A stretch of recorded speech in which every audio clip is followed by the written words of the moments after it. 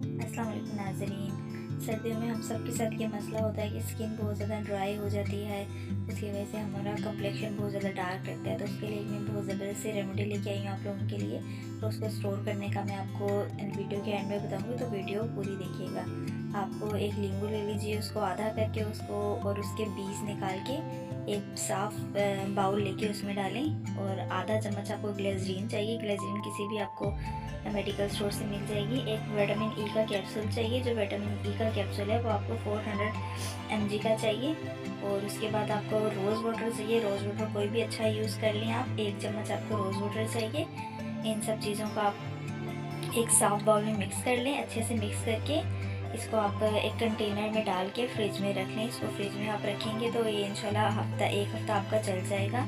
उसके बाद आप इसको एक हफ़्ते के बाद दोबारा से बनाएं। रात में आप इसको फेस वॉश करके अपने फेस पे, हैंड पे, नेक पे और जहाँ भी आप पाँव वगैरह पे लगाना चाहें इसको लगा के सो जाएं।